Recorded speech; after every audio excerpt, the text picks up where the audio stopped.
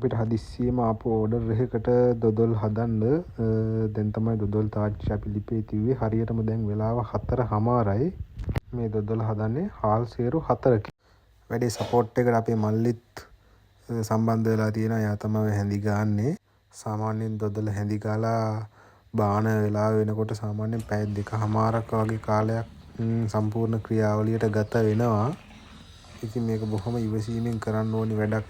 ගින්දර බැලන්ස් කරගෙන අඩි අල්ලන්නේ නැති වෙන විදිහට කරන්න ඕනි. එතකොට තමයි මේ දොදොලේ හරි ක්වොලිටි එකට අපිට දොදොල් එක ගන්න පුළුවන් වෙන්නේ.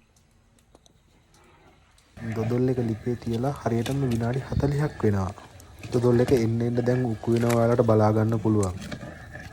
දොදොල උක්කු වීගෙන එනකොට මේ අවස්ථාවේදී අපි සීනි ග්‍රෑම් 500ක් විතර හොඳට කළු වෙන්න උණු කරගෙන අපි දොදොල් එකට කවලම් කරගන්නවා. මොකද දොදොලත් හොඳට රත් වෙලා තියෙන වෙලාවට තමයි අපි සීනි කළු කරගෙන දාන්න ඕනි. එතකොට මේ උණු කරගත්ත සීනි කැට ගැහෙන්නේ නැති වෙන්න ක්‍රමානුකූලව අපේ දොදොල් එකත් එක්ක මිශ්‍ර වෙනවා.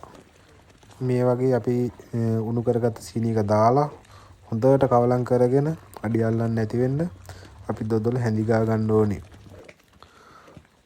අපේ දොදොල් එකේ පාට මදි නම් අපිට පුළුවන් තව පොඩ්ඩක් මේ අවස්ථාවේම සීනි කළු කරගෙන දොදොල් එකට එකතු කරගන්න. ඊට පස්සේ අපි හොඳට කවලම් කරලා අපි බලන්න ඕනි කොහොමද අපේ පාට හොඳට ඇවිල්ලා තියෙනවද මදි පාඩුවක් තියෙනවද කියලා හොඳට මේ අවස්ථාවේදී බලලා අපි අවශ්‍ය ප්‍රමාණයට සීනි කළු කරලා එකතු කරගන්න ඕනි.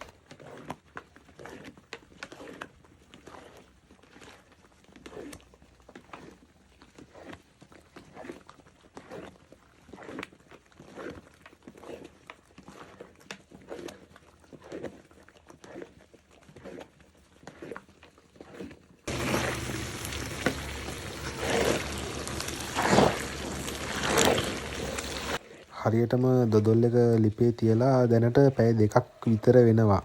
ඔයාලට බලා ගන්න පුළුවන් දොදොල් එකේ දැන් තෙල් එහෙම හොඳට මතුවලා තියෙනවා. දොදොල හොඳට හැඳි ගෑවිලා කියලා අපිට දැනගන්න පුළුවන් අවස්ථාව තමයි හොඳට මෙහෙම තෙල් එනවා නම් මේ වෙලාවට අපිට දැනගන්න පුළුවන් දොදොල හොඳට හැඳි ගෑවිලා තියෙනවා කියලා. ඉතින් අපි ගොඩක් දුර පළාත් වලට දොදොල් යවනවා. එතකොට එයාලට කල් තියාගන්න පුළුවන් වෙන්න මේ වෙලාවේදී හොඳට තෙලුත් එක්ක දොදොල මේ විදිහට හැඳි ගන්න ඕනි විනාඩි 20ක් විතර. එතකොට ඒ ගමන්ම අපි හැන්දකින් මේ වැඩිපුර තියෙන තෙල් ප්‍රමාණයක්